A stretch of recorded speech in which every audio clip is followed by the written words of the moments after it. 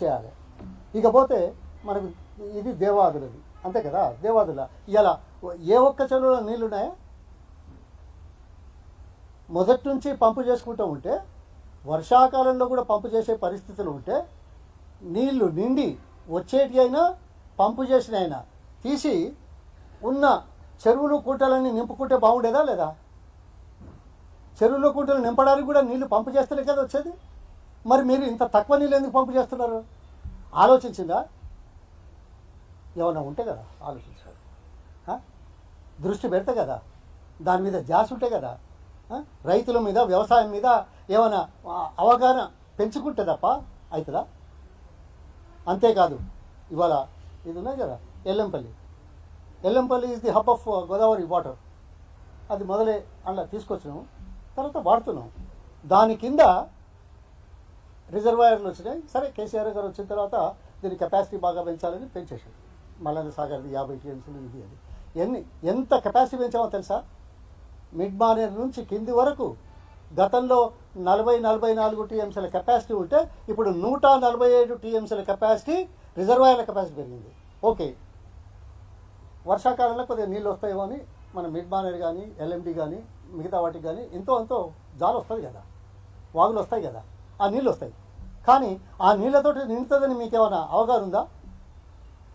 నీళ్ళతోటి నిండకున్నా మనకు అవకాశం ఉంది, పంపు చేసుకుంటే ఎల్లంపల్లి నుంచి ఇవన్నీ నింపుకోవచ్చు అనే బుద్ధి జ్ఞానం బయటపడదా? పల్లె ఇగో ఇక్కడే ఒక మాట ఏంటిది, 234 టీఎంసీల నీళ్ళు నా దగ్గర అన్నీ ఉన్నాయా? ఏదో ఊరికే ఊసిపోతుంది కాదు, ఏదో పొలిటికల్గా రాజకీయం కోసం కాదు నేను మాట్లాడేది.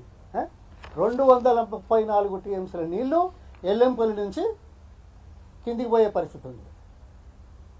కిందికి పోయినాయి. దాంట్లో పోయే అవకాశం ఏర్పడితే అందులో మీరు పంపు చేసింది ఎంత? 24 టీఎంసీలు సంవత్సరం అంతా.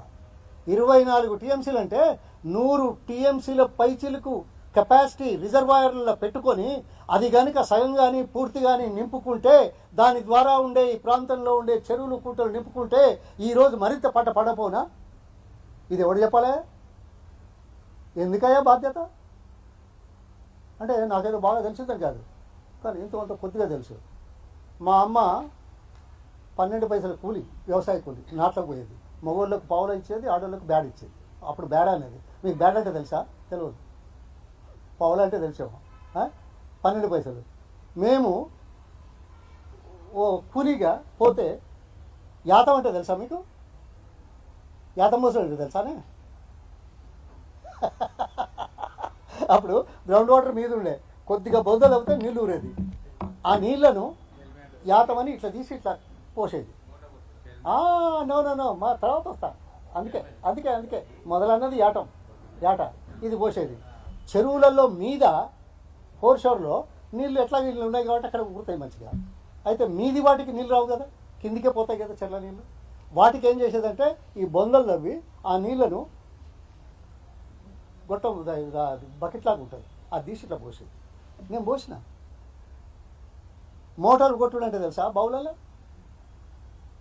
దున్నపోతులు ఎడ్లు కట్టుకొని మూట కొట్టేది. మూట కొట్టి నీళ్లు నింపేది. మూట కొట్టిన. బురద నాగలు తెలుసా ఎవరికైనా? నేను బురద నాగలతోటి చిన్న మడి దున్నిన. నాట్లు పంచుడు తెలుసా? గొర్రు కొట్టుడు తెలుసా? చివరికి వేరుశనకాయ వీకి అదేదో 9 గంటలకు ఎండగొడుతుంటే కొద్దిగా ఇట్లా ఒరిగితే ఎర్రతేలు పుట్టింది ఆయన. వేరుశనగ తీసి పక్కకు పెడితే. అంటే నాకు అంత తెలిసట్లేదు. అంతో వ్యవసాయం గురించి నేర్చుకోవడానికి, తెలుసుకోవడానికి ప్రయత్నం చేసిన వాడిగా ఈ మాటలకు వ్యవస్థాపరంగా కానీ నా పరంగా కానీ వాస్తవాలు ఉన్నాయని చెప్పడానికి చెప్పే ప్రక్రియ కానీ నా గురించి చెప్పుకోవాల్సిన దౌర్భాగ్యం లేదు, అవసరం లేదు. ప్రభుత్వాలు రాజకీయ పార్టీలు ఇచ్చిన అవకాశాలను సద్వినియోగం చేసుకుని మేలు చేయడానికి చేసే ప్రక్రియలో భాగంగా చేస్తున్నాం అనే మాట లేకపోతే రాజకీయాలకు అర్థం లేదు. పండింది 127 లక్షల టన్నులు యాసంగి. వీళ్ళు పోయి నీళ్ళని ఇచ్చారు, లేకపోతే పంటలన్నీ పండించారు, లేకపోతే కొత్త విధానం తీసుకొచ్చారు. వీళ్ళు వేసిన పనులకు, వీళ్ళు వేసిన విధానాలకు 30 30 బస్తాల బదులు 50 బస్తాలు పండినాయి. అవునా? పండుతాయా?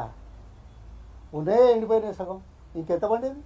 అంటే మన వ్యవస్థ మనము ఇంకెంత పెద్దగా చేయొచ్చు అని ఇది అర్థం చేసుకుంటే తప్ప ఈ సూటిపోటి మాటలు ఏదో మీదికి మాట్లాడేది హర్షించరు. సరే, జనంలో అప్పటికప్పుడు ఏదో అంటే అనుకోవచ్చు, కానీ జనం ఎప్పటికైనా శాశ్వతంగా వింటారు, నమ్ముతారు. అందుకోసం ఈ ప్రక్రియ చాలా బాధాకరంగా ఉంది అని మీతో భాగం పంచుకొని మీ ద్వారా ప్రజలకు తెలియజేయడానికి చేసే ప్రయత్నంలో నేను ఏదో మిమ్మల్ని ఇబ్బంది పెట్టాను. అంతే కదా. వాళ్ళు వచ్చి ఇట్లా కొట్టుకొని పోయింది. ఏదో అది చూసిందట, ఇది చూసిందట, అక్కడ మాట్లాడిందట, ఇంకేదో ఇస్తారట. ఇయ్యాలి, వద్దంటావా?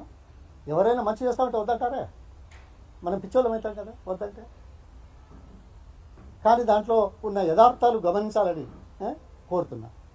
ఇవాళ ఈ విషయంలో మీ దృష్టికి తీసుకురావడానికి నేను చేసిన చిన్న ప్రయత్నం. సరే, రాజకీయాలు ఉంటాయి, పార్టీలు ఉంటాయి, పార్టీలు మారుతాయి, ప్రభుత్వాలు మారుతాయి, కానీ జనం అవసరాలు, జనం యొక్క అభివృద్ధి, దాని గురించి ఆలోచించాల్సిన బాధ్యత రాజకీయంలో ఉన్న వాళ్లకు ఉండాలి అనేది ప్రాథమిక అంశంగా గుర్తించాలని బాధతోటి నేను మాట్లాడుతున్నాను. అంతగా ఇంకేంటి. ఇదే కాదు, ఒక్క నిమిషం, ఇదే కాదు, నాగార్జున సాగర్లో టెయిల్పాండ్ నుంచి 4 టీఎంసీల నీళ్లు ఆయన ఆ మంత్రి అక్కడైనా కదా. అవునా? ఎందుకంటే నేను ఎక్కువ పట్టించుకుంటలేదు.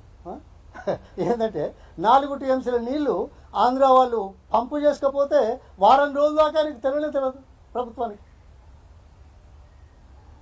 అక్కడ హైడ్రో ఎలక్ట్రిక్ పవర్ స్టేషన్ ఒకటి 120 మెగావాట్స్ 110 మెగావాట్స్లో అది పనిచేయలేని పరిస్థితిలో ఉంటే మీ సాక్షాత్తు సెక్రటరీయే లాస్ట్ జూలైలో పోయి ఆగస్టు 31 వరకు ఇది కావాలి అన్నాడు. ఇప్పటిదాకా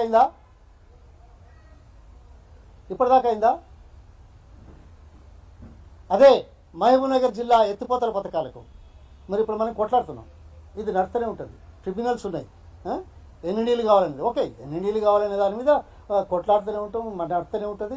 ట్రిబ్యునల్స్ ఇచ్చిన తర్వాత మళ్ళీ దాన్ని అప్పీల్కి పోతారు, సుప్రీంకోర్టు పోతారు, ఇదంతా నడుస్తూనే ఉంటుంది. ఇది తరతరాలుగా నడుస్తూనే ఉన్నది. కానీ ఉన్న వాటిని వాడుకునే దౌర్భాగ్యం లేదనే మాట నా నోటి నుంచి రావాల్సిన కర్మ ఏం పట్టింది? మహబూబ్నగర్ లిఫ్ట్ ఇరిగేషన్స్కి మీరు పూర్తి స్థాయిలో నీళ్లు వాడారా? కృష్ణా జలాలు, దీనికి సమాధానం చెప్తారా? చర్చకు వస్తారా?